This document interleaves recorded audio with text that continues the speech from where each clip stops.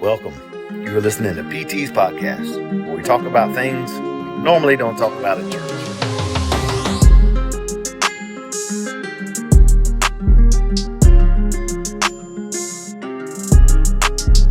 All right, well, welcome everybody. I guess this is officially PT's first podcast that we're doing for New Life. And, you know, mental health is an important part of my life because I have dealt with anxiety and depression and other things like that. And I think it's one of the topics that isn't talked about enough, that should be talked about more. So, you know, we started a message series, Winning the War in Your Mind, on May, because May is Mental Health Awareness Month. And I am so pleased to have with us tonight a very special guest, part of the New Life family. We have got Dr. Janae Avent Harris, PhD. The doc is in the house. And to have such a resource and such a talent as yourself, part of the New Life family is a wonderful thing. So we talked about mental health, and you are like the mental health specialist. So I said I got to have her on. Let me just give you some accolades real quick, so everybody know who we're talking about. My gosh. She is a national certified counselor. She is a licensed mental health counselor associate in North Carolina. Her research interests include understanding the role of the Black church in mental health, African American mental health, help-seeking behaviors, interrogating religion and spirituality and counseling, and mental health stigma. And she's had numerous publications. And look, I could spend all night just reading how awesome you are and the accolades that you have. So when I say that we have a specialist with us tonight, guys, we really do. And I'm so honored to have you here. And thank you for taking the time and hanging out with me tonight. And thank you for having me. I feel special. I'm your first guest. Well, I feel very honored. You know, I'm like, everybody else is doing a podcast, and people are like, PT, you need one. I'm like, okay, I'll do one. Yep. And I figured tonight is an awesome night to talk about mental health, and especially mental health awareness. And because this is the thing, this is what I've learned in church. Mental health is a very sensitive topic. It's a very complex topic, just in general. But then when you add the church element to it and the spirituality to it, then it gets even more complex because all the stigma that is attached to mental health. You know, and we talked about some of it Sunday morning, and I told people I'm not like a clinical doctor. Right. I can't diagnose you. All I can do is tell you my experience, and I can tell you my journey, and I can tell you what I've been through. You know, so I have to leave the other parts to experts like yourself. You know, so and this is semi-scripted because I did send a few questions to Dr. Janae just so we can kind of get started. So the first question I want to ask you, and because I'd love to hear your input on it, why is mental illness still such a taboo topic in today's society? Yeah, that's a big question. And I think why it's important to have conversations like this. And so you talked about on Sunday that, you know, you aren't a clinical doctor, but actually the power of your position as a pastor and what you say oftentimes carries much more weight than what I say or anything, any insight that I can have. And so I appreciate when pastors are willing to have these conversations. So I think mental health in general is still taboo because it requires us to be vulnerable. It's admitting out loud that I'm not perfect, that everything's not okay, and that there are some things that I haven't figured out yet. Right. And we live in a society, and if you really want to, you know, really get particular about church, where we have to put on a face, or we feel like we have to put on a face that everything's perfect. Life is moving really fast. We're expected to be living our best lives. You know, we're competing with people on social media with their highlight reels. And so it is a recipe for a perfect disaster of why mental health. And if you really think about it, we don't give as much attention to our mind and our spirit as we do our body, right? So it's nothing for me to say, hey, I'm going to the doctor. I broke my arm. Hey, I'm struggling with high blood pressure. I'm going to the doctor. But it's much more vulnerable. And sometimes we have a little bit more apprehension about saying, gosh, I've been having some anxiety lately, or I haven't been able to get out of bed, because that's just not what we want to say out loud. Right. Yeah. And that you know, and it's kind of like a two-edged sword for me because, some people they want a pastor that's polished. Uh-huh. They want a pastor that's, they think in their mind has it all together and Mhm. doesn't have anything going on. And, I tell people I'm not that guy. Mhm. I mean, I'm going to talk about what I'm going through in my life, Mhm. because, we are family, Mhm. and I know sometimes as a pastor, as soon as you say that you have anything mentally going on, there's so many other stigma that's attached to that just Mhm. in the church, because it is like you said, you have to be vulnerable. Mhm. You got to really just and that's the thing. You got to get honest with yourself, but in order to get help, you got to get honest with other people, Yes. and sometimes other people that you don't know, like an outside counselor. Yeah. So when you're telling everything that you got going on, it's like you really have to open up about Mhm. it. Mhm. And I remember when I went to the doctor. They prescribed me medication, and we'll talk about that in a minute because Mhm. that's a whole nother thing. Mhm. Um, and I'll tell people medication was like an angel to me when Mhm. I needed it. Mhm. You know, Mhm.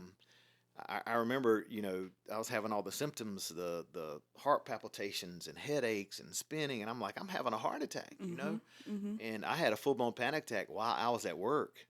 And I literally I called Tracy and I told her, I said, look, I think I'm about to die. Mhm. I want Mhm. to tell you I love you, because Mhm. I thought I Mhm. was checking out. The Mhm. good news is I wasn't scared to Right. check out. The good news is like I'm ready to go, Jesus. But but it was like, no, not yet. but I was like, I love you, sweet pea, but before.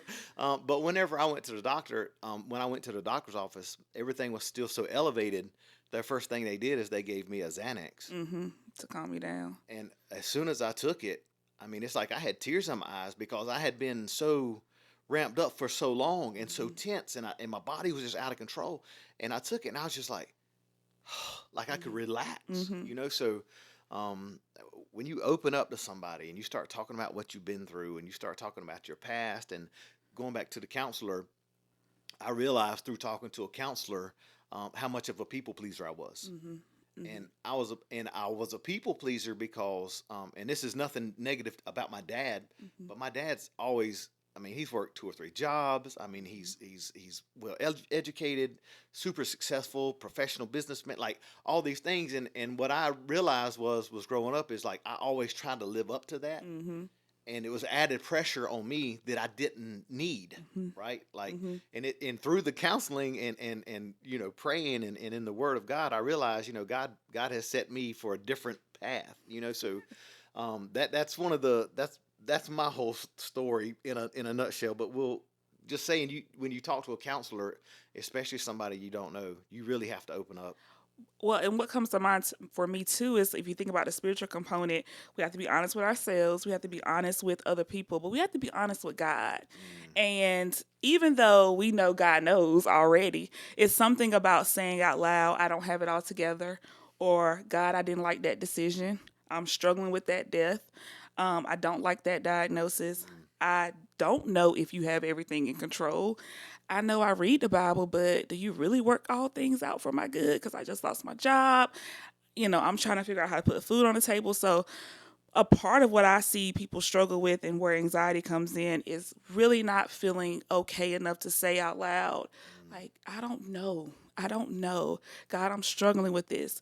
God, I have faith, almost like Thomas, like, but help my unbelief. Right, right. Help my unbelief. And what I love about God and what I love about the story of the resurrection is that even when, we always say doubt in Thomas, right? Mm, But I feel like Jesus cared enough about Thomas to say, I know you need to see right, the nails in right, my hand. right. So here you go. And so I tell that to people because I think it's important to know that, God is God enough to handle all of those emotions, all of those feelings. And so when you talk about being honest, I see people struggle with being honest with themselves, being honest with other people, but also being honest with God. Yeah.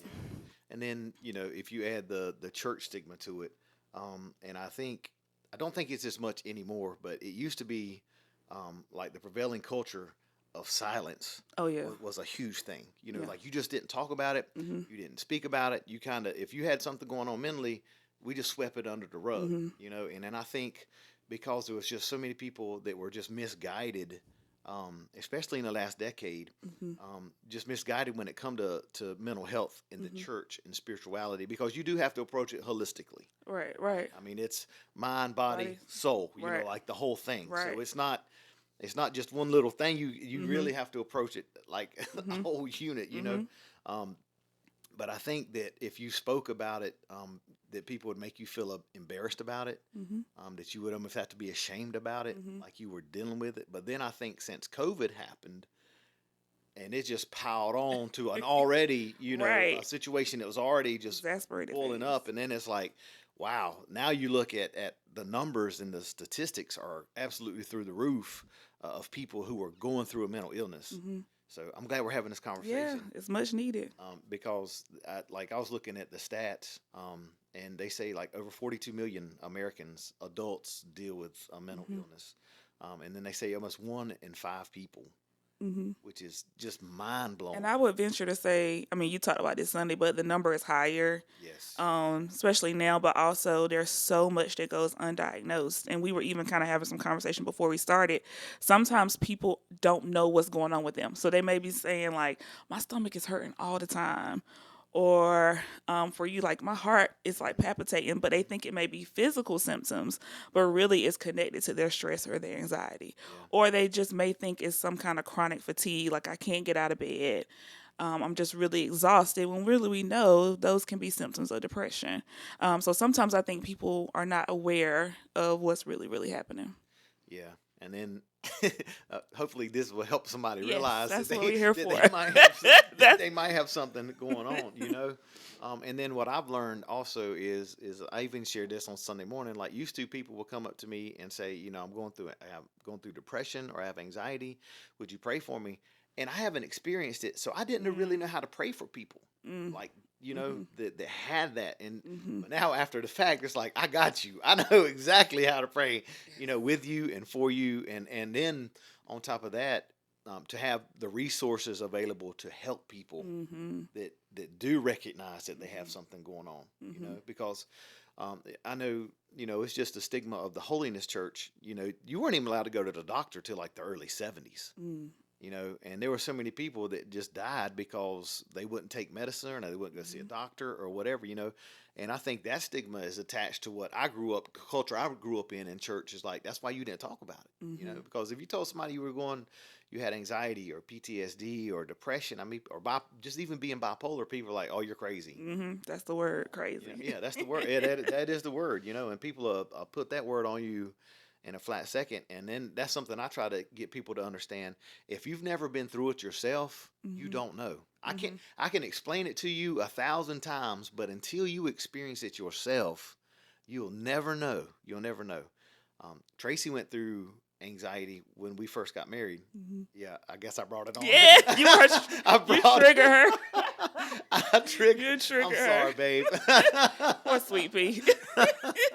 But we met each other in Rocky Mount. I was from Fayetteville. She was from Rocky Mount. We got married. We moved back to Fayetteville.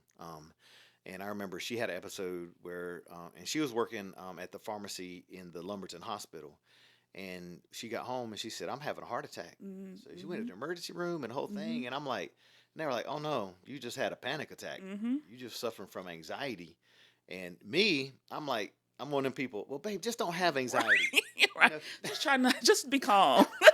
Like, Don't get worked up. yeah, what are you worried about? You Like, have why, nothing to be worried about. life is good, Uh-huh. and that's the thing. Life is It's good. good. And, but still, even with that, and then, so it's like, okay, and we talk about this, it's kind of like God allowed her to go through it, Mm, and I saw it from one side, and Mhm. now I went through it, and now she saw it from the other side. Mhm. But we're both on the same page, and it's like, ever since we started talking about it, especially publicly in church, so many other people Yeah. have said, hey, Yeah. I kind of got the same thing going Yeah. on.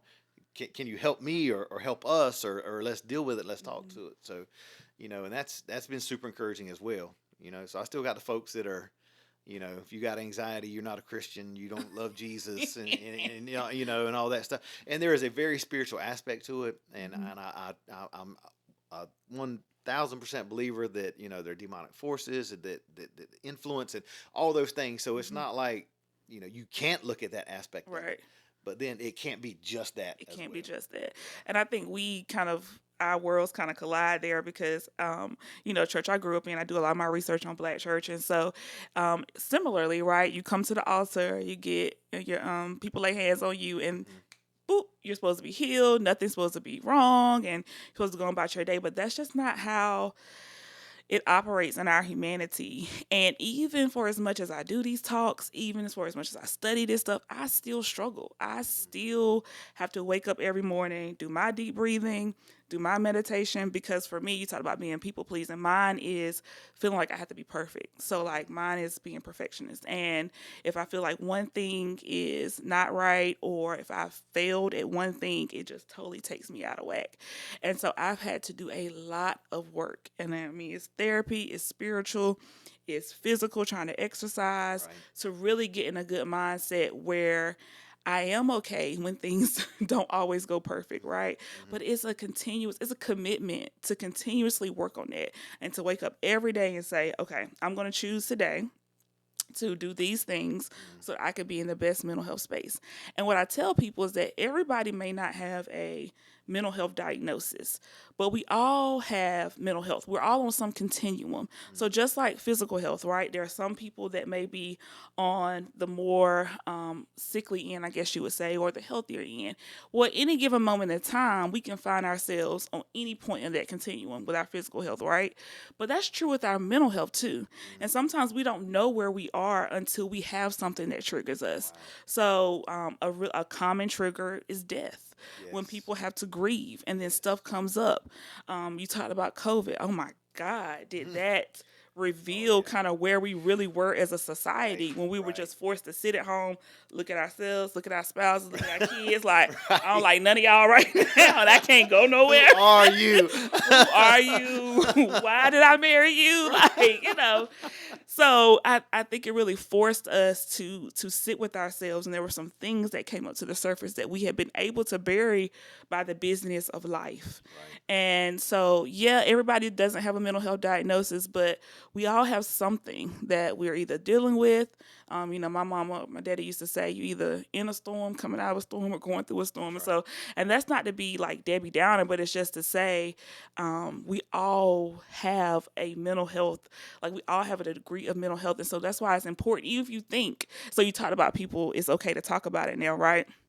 Well, the new thing now is, well, Pastor Tim, that was cute what you taught about Sunday, and God bless you. I'm gonna be praying for you, but that's not me. Like, Right. I don't deal with that. Right.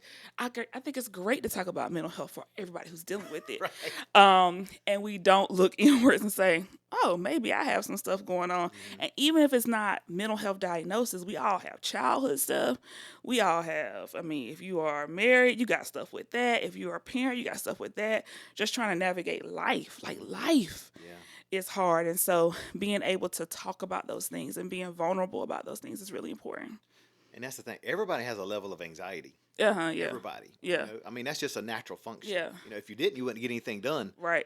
Right. Because it can work for you. It can work really well for you. It can be a good thing. Yep. But like I know for me, it's my body couldn't turn it off.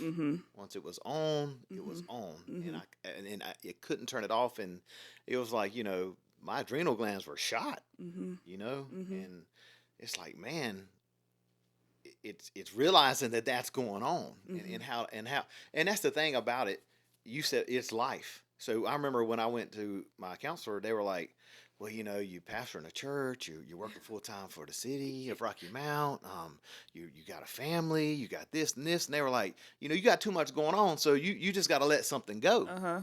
That's not an option, because this is my life. This is what I do. Right. So it's like you still have to do life, and the stress never goes away, but it's how you cope with it. How you cope. It's like you say, you get up, prayer, meditation, whatever it is, exercise, Yep. I've learned, is a huge thing because you're trying to release the good chemicals in your Mhm. body to combat, Mhm. everything else that's going Mhm. crazy in your mind. So, I mean, if anybody's out there and you're stressing, it's okay. It's normal to do that. Right. Don't think it's not normal to do Right, that. right. There's a graph that I love. I wish we had a visual, but good stress is called eustress. And so there's like a chart where it's like eustress, like it motivates you, like the night before an exam when you Right, know you got to right. study. Trying to cram. Eustress, motivation. But there's this tipping point where it becomes not adaptive, where it impairs your functioning. And so the key is to try to keep it on the good stress part, and not let it tip over. But sometimes it does. And so, but it's okay because there are resources available to you when you feel like, Hmm. hey, this has gone from motivation to, I don't know if I can function Right. And that's the thing. It affects so many people differently. differently. Everybody's differently. I mean, I can just tell my experience, because that's the thing. And then, I went back to the doctor because I felt like, I was on Lexapro for a while. They give me Xanax as needed, but this is the thing about me. If I take a Xanax, I be, I'm Yeah. out. I can't function. That's Yeah. not doable for me. Mhm. So, and then of course they school you, and you realize how highly addictive it is. Mhm. And look, I understand how people can get addicted to Mhm. pills, especially if you were at the level of anxiety that I was at, Mhm. where you go and they give you a Xanax, and it's like, oh, that's the only relief you've had in a long time. Right. I can see how people get addicted to that. Right. Right. So, and and it drives me crazy, especially believers and Christians pointing the finger at somebody. I can't believe they're addicted to pills. Mhm. Put yourself in their shoes. If it wasn't for grace of God, you might be in that same situation. Right. But I can see how that would happen. So they schooled me and they told me how highly addictive it was. So then that really scared me. I'm like, I don't want to be I don't addicted to want any to take pills. this. I don't want to take this or whatever. But I took it for probably a year, because I didn't realize how out of whack I was. Mhm. Mhm. And then I got to a point where I felt like I was managing a lot better and coping, and I had learned a lot through that experience, and I got off of that medication. Well, it seemed like, probably, to about 2 months ago, it was getting really high again, Mhm. and I think it's partly because of the growth we've got here. Mhm. The two services, and we're like 400 people now on a Sunday, and it's like, and I know a lot of people probably already been there, done it. It's not a big deal, but it's all new It's to your us, life and it's right and now, it's new, yeah. in this life right now. So my anxiety, I felt like, was really high, and I told Tracy, I'm like, I don't know if I can continue at this pace doing this, without a medication again, Mhm. because I felt like I was at that level again. So I went back to the doctor, um, and the doctor that I see now, she's like a COVID specialist almost. Mhm. And what she has found out is I had COVID, and I had it bad for like 14 days. I ran a fever of 102 for 14 days straight. Wow. Like, I was really, really sick. I was really, really bad. Probably like one of the worst cases, in Wow. this area. I never went to the hospital because my oxygen level never went. It was stayed at the point they said it can't go below, and Right. it Right. never went below that. I Wow. think that was God. Right. But she said that one of the symptoms of long COVID that she's seeing is what they call dysautonomia. Mhm. And just talking with her, every symptom I was naming for her Mhm. is that, not anxiety. Mhm. And I'm like, maybe there's something to it. So she said, look, I'm not diagnosing you with that. I want you to research it, and I want you to tell me what you think. And I did, and I'm like, I think you hit the nail on the head. Right. So I started a different, supplement regimen, magnesium. I've been taking a lot of magnesium because I was having severe brain fog. That was one of my symptoms. Mhm. And it's almost like ever since I started taking a different multivitamin, like a high dose multivitamin, and the magnesium, it's like my brain is You like clear. went back to normal. And I'm like, thank you, Jesus. Mhm. Like it. But Mhm.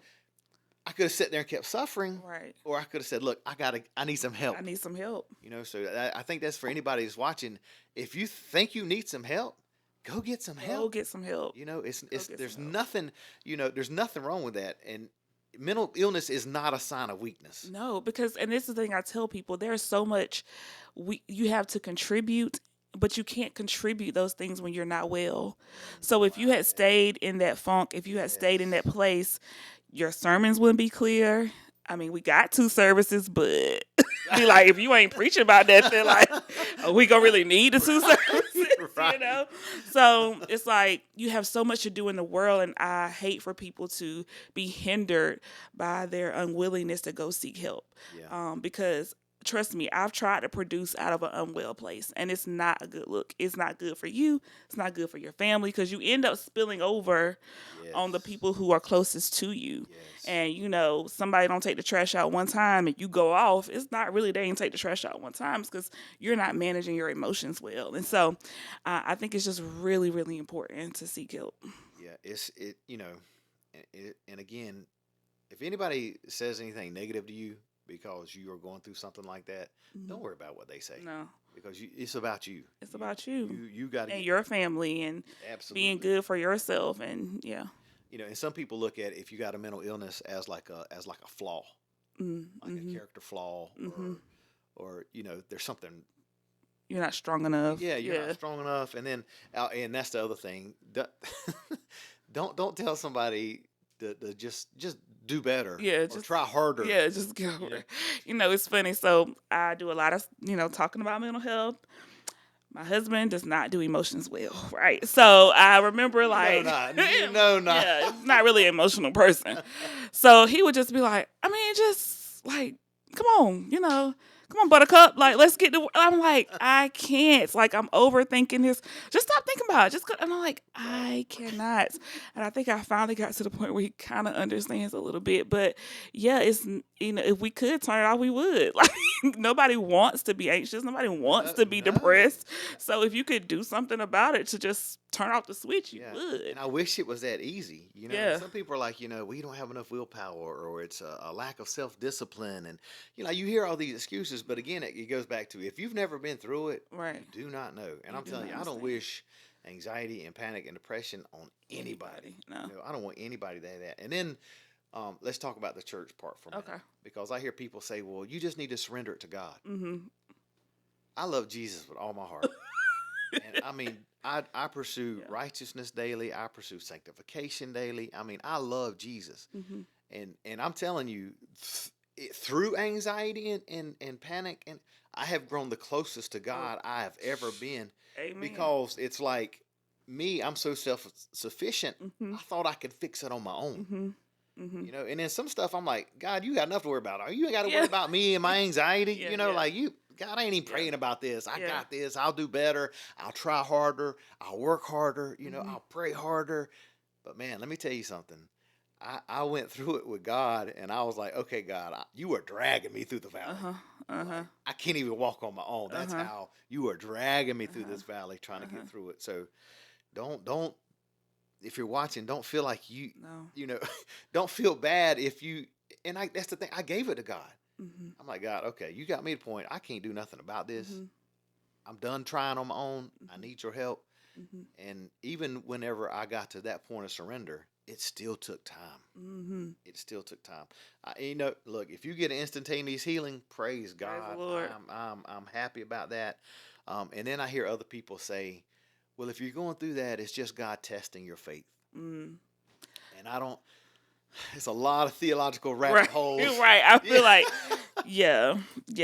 We could go down to theology, but I think sometimes when people don't understand, we replace that with cliches because we don't know what to say. We don't know how to explain. And I always say it's okay to not know. If I've heard God is in control, one more time, I'm like, Lord.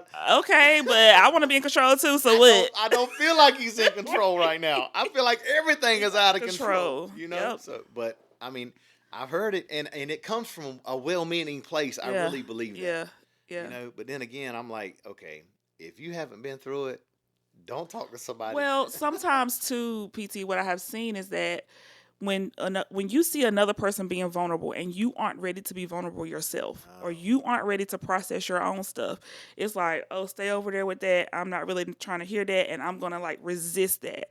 Because when you're in a space with a person who's vulnerable, who's willing to talk about those things, it causes some like little tension, and and it's like, oh, what am I gonna do? And sometimes people make a decision, I'm not ready to go there, and so instead of leaning into that, they begin to project all that stuff onto other other people. And so I have learned to be really okay with my vulnerability and be really okay with my authenticity, because I just make a conscious decision to do so with the knowledge that everybody's not going to be comfortable with it. Right. So, when you talk Sunday, you shared a lot, right? And it's almost like making Probably too much. no, it's like making a decision. Like, there are some people that's going to really resonate with this, but this level of authenticity is not comfortable for everyone. Yeah. And my hope is that we get to a place where that's the norm, where we just talk about. Now, I know you can't overshare, you don't need to tell about your business, but there is something to be said for just being able to be real about things. Yeah. Nobody has it all together, and I don't know why we keep acting like we do. It's so, like, if you fell and broke your arm, nobody would say, "Oh, you need to be a better Christian. You need to have more faith," or "God was in control. Why you fall and break your arm?" They're gonna say, "Go to the hospital, take your pain medications, get your cast, do your physical therapy." And if we just replace that with our emotions and our mental health, we will have a greater understanding of it. Wow, yeah, that's a lot, and I'm glad you said that, because I ain't even thought about that. Look now. Now you think about it. This Sunday, I'm Now like, you're gonna be ruminating over what you said. I'm like, I'm not sharing this Sunday. I'm going to keep everything surface level. We're not going in. Summer was real different this Sunday. Why is PT so quiet? He ain't talk about anything. Because I talked about too much the Sunday before, and Janae said I talked about too much. Oh, I did. It was good. It was good. It was good. No, but then I hear stuff like, it's because you're sinning. Mm-hmm. That's why you're going through it too. Mm-hmm. And I'm like, if that's the case, everybody be going through it, because the Bible says we've all sinned and fallen short of the glory of God. Yeah. So Yeah. I mean, I just want to speak like some of these things that I hear. It's a stigma in church, and it's like people say stuff and they don't know. They don't know, and then it's like, okay, you super Christian over there, so you sit over there and be super Christian, because I'm not. I'm going through some stuff, and if you think you got it all together, praise God, you got it all together, but I don't. And it's one of the reasons why suicide is on the rise. Yes. Attempts and unfortunately completed suicides on the rise, because people feel like they are forced to sit in their stuff in silence, and they are afraid if they say those things out loud what people may think of them. And so, I've had to look some families in the face in treatment before and say, okay, do you want your loved one dead or alive? Because we sit here and have this conversation and you have all these thoughts and stuff, but I'm trying to save their life. Right. And so, I mean, it's very sobering to think about it in that way, but we're at a place where this is really life or death. And I really hope that the church understands its power and its position, because really, as I stated before, like, I have a role, but you have a role too. Because what we also know, what statistics tell us, is that spirituality can be a great coping mechanism, and it can be a part of your treatment plan, and it can really center you and give you purpose. And when I write articles, I talk a lot about, for counselors, like, why wouldn't we talk about spirituality? Because it's how a lot of people make meaning, right? It's how a lot of people get through things. And so I say the same thing to the church, like, you have a really big role in this. Pastors in particular, I'm really hard on pastors, because I see how huge their role can be and how much they can complement the counseling process. Yeah. And like we talked about before, I never realized how many people dealt with it until I started talking about it. So I feel like, I've been down that road just so I can help other people. So let me ask you this. Okay. What advice can you give me? Advice. About being a good friend to somebody who had just been diagnosed with a mental health issue. So, because it's like you said, some people might not be ready to hear what somebody's going through. So sometimes it's easier to put it in physical health terms. So if you had a friend who had just been diagnosed with cancer and they called you and told you, what would you say to them, right? You would say, I'm here for you. Is there anything you need? You going to the doctor? How can I help you? So similarly, for a friend who has been diagnosed with a mental health or is just going through a tough time in life, so let them know you're there. Let them know you're a safe space. And inform yourself. Like, so particularly someone really close to you, do your own research about what anxiety is or depression is. And so you can look for those things if you see them kind of getting out of their equilibrium, or there's some things that concern you, or their behavior shift. That's something you can be on the lookout for. You could be a part of their support. So we often ask people as clients, who are your supports? Right. That's a part of the treatment plan. Right. We consider people resources. And sometimes even in safety plans, we say, who are the people you will call if you feel like, things are getting out of control, right? And so you have a great opportunity to be a support for someone. You don't have to pity them. You don't have to be like every time they call you like, right. All right, you all right today? Like, nobody wants to be in that energy. Right. But also you'll be able to, look out. And I say, like, again, going back to church, if you know somebody has been coming to praise team rehearsal every week and then you start seeing them missing, right? That should be like a signal, like, let me check on this person. Yeah. Because one of the things we know about depression is loss of something you have interest in is a huge symptom. So if you're on the baseball team and that person loves baseball and they just stop hanging out, they stop being in community, they start isolating themselves, that's something to look out for. Yeah. And you talked about the suicide rate. It has been up tremendously. But they say they see the numbers in kids. Oh gosh. Teenagers. Which is that's probably a whole nother. Oh, I'm about to cry because really, we're parents. Yeah, absolutely. And I've seen so many stories from parents for like that they saw what you just talked about, like. They saw the disinterest in things and the changes in behavior, but they were like, they're just teenagers, right? And they didn't check on them, and next thing right. You got a child that's killed themselves, which right. is, because loss of hope is the most concerning symptomology, right? Because even if you're struggling to get up, even if you're struggling with panic, or you have heart palpitations, or you're breathing, if you have hope. We got something to work with. Right. Is when there's that loss of hope that is really concerning. Like, and we often ask a question in safety plans, like, what are you looking forward to? Like, what are you excited about? What do you have to live for? And when we triage, the answer to that question tells us a lot. So again, the church has such a critical role because our whole faith is built on hope. That's right. Like, our whole faith is about that the end of a story is not really the end of a story. If you think about the crucifixion of Jesus, it's like what we thought was the end of a story really is not. And so if we leaned into that as a faith community and really share that with people and held space for that, like, you realize how powerful that is? I'm not saying it can save every situation, because I understand, like, of course there were people who were faith-filled and who loved the Lord who died by suicide. Right. Of course, right? And I think there are opportunities that we have as spiritual communities to really make an impact. I remember when I was going through the worst of mine, Tracy would ask me, are you having any crazy thoughts? And I would tell her yes. And I the thought come to my mind that this is too much to handle. And I know some people probably really don't want to hear this about your pastor, but like there was a time where I said, I can put a barrel in my mouth and be done with this because that's how bad it was.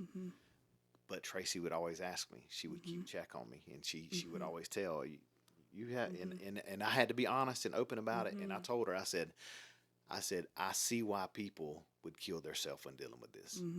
I see how it could happen, so, man, my heart goes out to anybody that's lost a loved one that by that way, And if anyone out there is dealing with any thoughts of hurting themselves, I'm going to ask our podcast editor if we can put up the numbers to the suicide hotline and some resources that people will be able to call and reach out for help. And to hear us when we say, like, there is more to live for. Yes. And I think you sharing your story is a perfect example of someone having gone through a really rough time being able to say like here's how things have gotten better, but also being willing to also share so that others will be helped and potentially save lives. And I feel like, I know so many other pastors that wouldn't dare speak of this Oh no. because, they like, for me, it's different because I'm bivocational. You know what I'm saying? New Life can fire me tomorrow, and I still got a job. you know, but on the flip side of that, I still got another job I got to get to. Right. But I know pastors now that are that are dealing with things like this, but they can't speak about it because if they speak about it, they'll be fired. Oh my gosh. So that's another reason why, I want you guys and ladies to know that I'm with you. And look, you can call me. We will talk about this. I will help you. We will get through this because, there has to be a safe space where you can talk about it, where you can confide in somebody. And that's the thing. Be careful who you confide in. Yeah, that part. That part. Be careful. And if you're a female, do not confide in a male.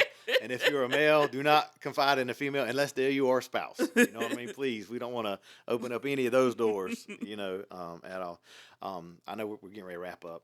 I do got one more quick question. Okay. When it comes to children's mental health, how does that differ? How does the approach differ from a child's mental health versus an adult's mental health? It's interesting because I think they're kind of being more parallel now, right? To your point, we're seeing more self-harm earlier. So I worked in a child's inpatient unit, and to be admitted to that unit, you had to either express feelings of homicide or suicide. So you were going to hurt somebody else or you're going to hurt yourself. Right.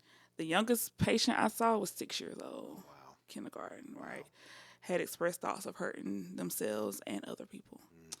So I think we have to dismiss that notion of, oh, ain't nothing wrong with kids. Like, they ain't got nothing to worry about in life. They do. Yeah. Kids are handling a lot. I was talking to my daughter's teacher, and my daughter missed a question on a test. She's in first grade, but she was like, she had a meltdown. Like, she was just crying. I'm like, oh my God, like, Lord, the spirit of anxiety. Right. Oh, here we go. But it just reminded me of our children. And so I'm an advocate of you can't be all things to your kids. Right. So be willing and vulnerable enough as a parent to say, hey, my child may need to see a therapist. Connect with the school counselor. So that they can really support you and support your student. And know that, I was thinking the other day about the things that I hope for my kid, right? I hope. And life may not be perfect. And I may not be the perfect parent. Well, I know I'm not the perfect parent, right? So I need for my children to have a space where they can process all of that. And it probably doesn't need to be with me. And so I encourage parents to allow their children to have that space. They need to see a counselor, particularly if there's a life event that's happened, death, divorce, change, all that kind of stuff. Really, really support your children with mental health resources. Yeah. And it's different. Like, so I just turned 49. So me growing up, it was just a different pace of life. It's a different world. Now everything is such a faster pace. Right. And then the advent of cell phones and social media and all these, it's so many extra pressures that are on kids these days that I didn't have to deal with as a kid. Well, even like in elementary school, they're asking them to choose what college they want to go to. Like, thinking about all these decisions so early that we had time to work. Even when we got to college, there was time for us to figure out what we want our major to be, right? Yeah. It's like, you got to know now because you got to start getting those electives and those classes. And so I think, being willing to just provide our students with support. And I'm not an expert in children's mental health. I love college counseling. That's where my heart is. That's where my passion is. Partly because I didn't want to work with parents, but but I really just honor my school counseling colleagues and my children adolescent therapist colleagues because they're really doing some important work. Yeah. And, the spiritual part of me is also like, I'm a praying mama too. That's right. So Carson was like, what's this on my head? I was like, girl, get that oil and come on, Parents, anoint your children. Pray over your children. Anoint your children. Absolutely. So, but yeah. Yeah. Well, I know we covered a lot, so We did. I think we'll put the brakes on it here, and Okay. we might shoot a part two. We'll see All what kind right. of response we get from this one. But I do want to encourage everybody out there. Look, keep praying, keep reading the Word of God. Mm-hmm. You got to combat the lies with the Word of God. You have to Mm-hmm. know the truth of Mm-hmm. God. Get some help if you need some help. Yeah. Seek some help. Matter of fact, we'll put Dr. Harris's links in the description as well, so you can check her website out, her resources, read some of her publications and things like that. Mm-hmm. We'll also put the numbers to the suicide hotline and things like that. And then if you're watching this video, you can send us a message privately. We're on all social media Mm-hmm. at New Life Church. You can look me up, Tim Suber. I'm on all the things. I know you are as well. Mm-hmm. I mean, you've got people out there that care for you and love you and have been through and probably are going through some of the same things Mm-hmm. that you are. So don't ever feel like you're alone, Don't ever because you're feel never alone. alone, and there's always somebody there to help. And I just stay close to Jesus. Yeah. Stay Yeah. close to Jesus. So Yeah. And I want to say thank you no, because thank to your you. to your point, it's not often that pastors are as transparent as you have been and as vulnerable as you have been. Not this Sunday. Uh, Not this. but I will say, like, and I know we're closing on this, like, it saves me as a therapist a lot of time when pastors are able to do this because you don't know how many sessions I have to spend undoing some of the stuff that people have been taught. Right. And so, I thank you as a counselor for inviting me here, but also being willing to share so much about your journey. So, Awesome. and I'll come back if you want me to. Yeah, we'll be back. We All love you right. guys. Thank All you guys so right. much for watching, and we'll see you Thank next time. y'all.